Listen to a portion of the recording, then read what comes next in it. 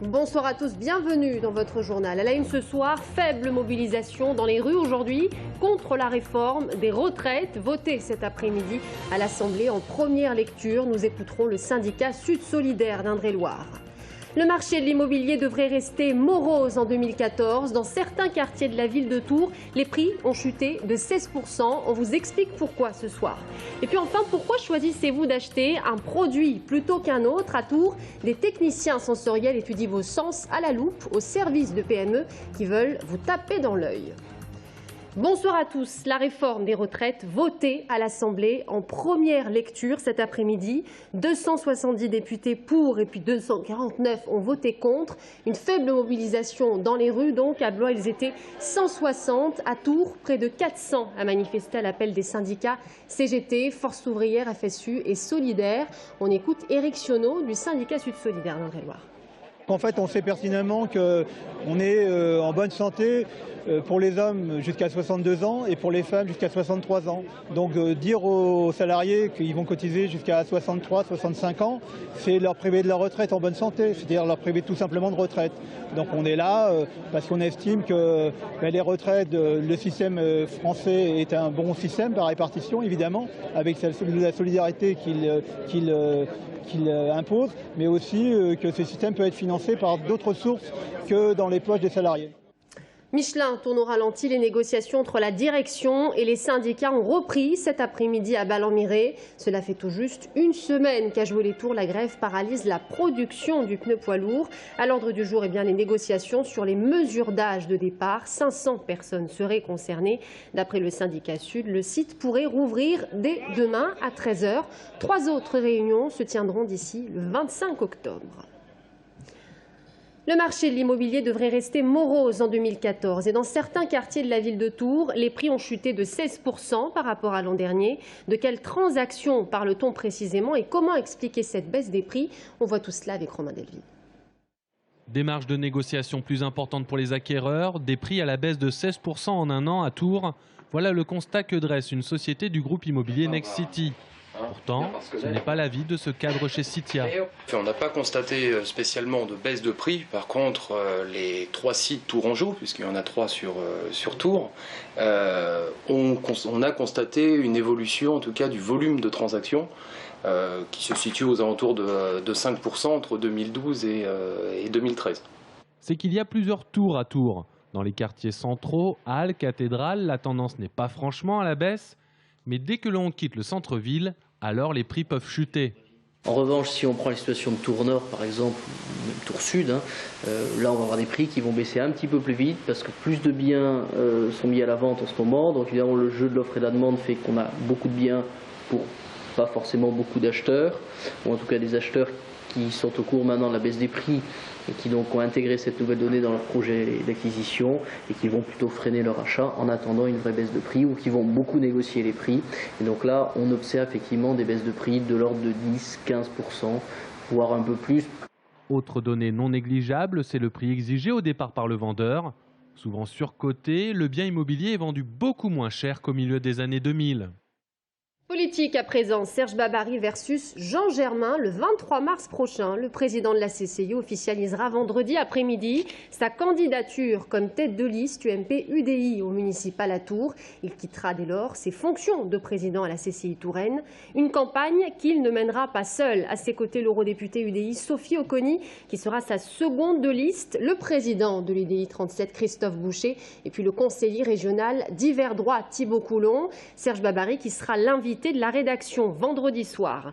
Et puis ce soir, zoom sur une commune par ses mêlées où 2 tiers des conseillers municipaux ont limité les pouvoirs du maire. Le préfet d'Indre-et-Loire a dû intervenir pour dire que tout cela était illégal. Jackie Soulis, le maire lui-même, nous explique tout ce soir. Il est l'invité de la rédaction.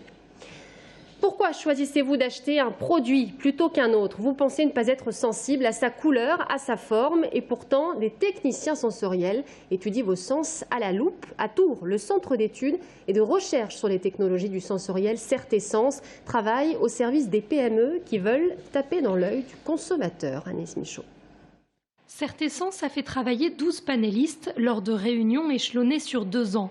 Objectif : Trouver quelles étiquettes sont visuellement les plus appréciées, évaluer aussi celles qui sont les plus agréables au toucher et quelle forme de briquet est la plus ergonomique. Pour ce faire, différents tests ont été utilisés.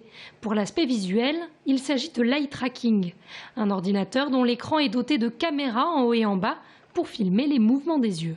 La personne vient ici, elle a utilisé donc cet équipement l'eye tracking fixe sur lequel les images sont diffusées avec un certain timing. Donc c'est nous qui décidons des protocoles. Et en fait, le protocole consistait à inverser la position des briquets pour savoir justement quel était l'impact du graphisme sur les étiquettes. Résultat, des points apparaissent chronologiquement aux endroits fixés par le panéliste, leur taille étant proportionnelle au temps passé sur chacun.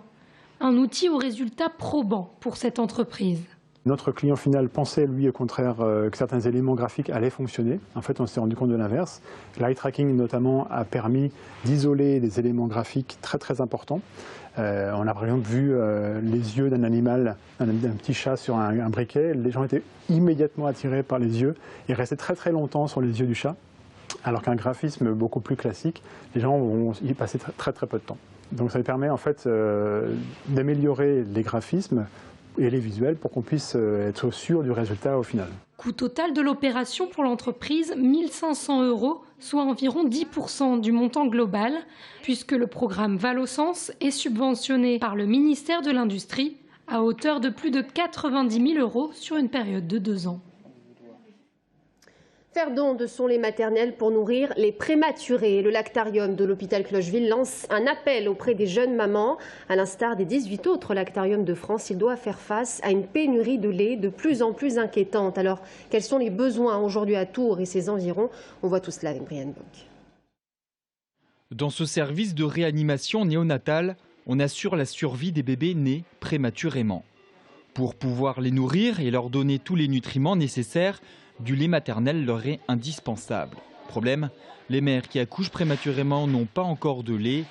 Il faut donc trouver du lait maternel de donneurs. C'est dans ce service appelé lactarium que l'on collecte ce lait. Les futures donneuses, elles rentrent dans cette pièce-là. Elles peuvent à la fois tirer leur lait. On a 2 appareils. Ce sont les appareils jaunes. Le docteur Enro est pédiatre, néonatologiste. C'est elle qui s'occupe de la collecte du lait auprès des femmes donneuses. C'est un service qui sert à la fois à promouvoir l'allaitement maternel dans la population générale et aussi à traiter le lait, c'est-à-dire à le pasteuriser pour le distribuer à des enfants vulnérables, grands prématurés, bébés hospitalisés après une chirurgie digestive par exemple ou atteints de pathologies particulières. Le lait maternel est le meilleur lait pour les nouveau-nés car il contient des anticorps, des vitamines et tous les nutriments nécessaires au développement de l'enfant.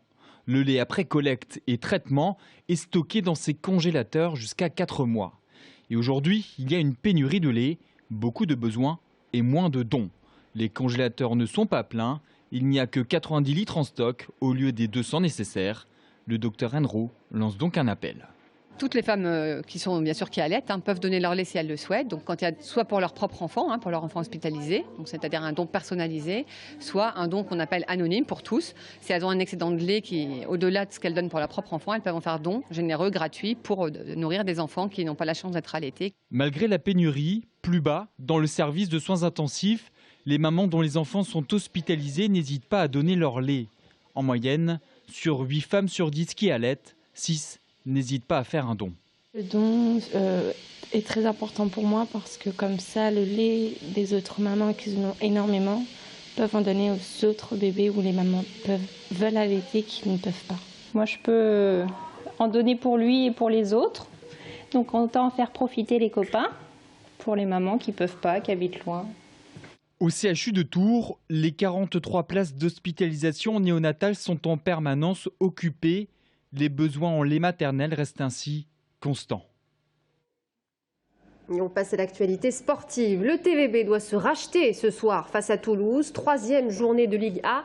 Tours est 8e au classement à égalité avec Toulouse puisque les deux équipes comptent chacune une victoire et une défaite. Bastien Mathieu. Vite effacer la dernière défaite à domicile et refaire du Palais des Sports une salle imprenable. Tels sont les maîtres mots du côté du TVB à quelques heures de recevoir Toulouse pour le compte de la 3e journée de Liga. Une semaine après la désillusion face à Lyon et la défaite 3-7-1, Mauricio Paes appelle à la remobilisation générale. mentalement surtout, moins crispé, se sentir à l'aise sur les terrains, se sentir à l'aise dans notre salle, se sentir à l'aise devant notre public. Et c'est vrai que les rendez-vous avec la victoire, il est important. Heureusement, la victoire, les Tourangeaux y ont regoûté samedi à Montpellier, mais que ce fut difficile pour les coéquipiers de Gérald Hardy de Source. Mené 2-7-0, le TVB a dû s'arracher pour égaliser, pour ensuite remporter le tie-break. On a vu que dans les propres matchs de Montpellier, le propre match nous a servi d'entraînement pour petit à petit combler nos carences. On a joué de mieux en mieux et on a dominé au tie-break. Donc on espère qu'on continue dans cette évolution. Et pour ce match, l'entraîneur va sans doute pouvoir compter sur le retour de son capitaine David Konechny. Si le Tchèque est encore trop juste physiquement pour faire un match entier, il va selon toute vraisemblance prendre part à quelques points. Une bonne nouvelle pour Tours qui voit là revenir un atout de taille, un retour bienvenu en cette période de trouble. Et c'est la fin de ce journal. Merci à tous de nous avoir suivis. Restez avec nous sur TV Tour Val de Loire dans un instant. L'invité de la rédaction, Jackie Soulis, maire de Parcé-Mélé. À tout de suite.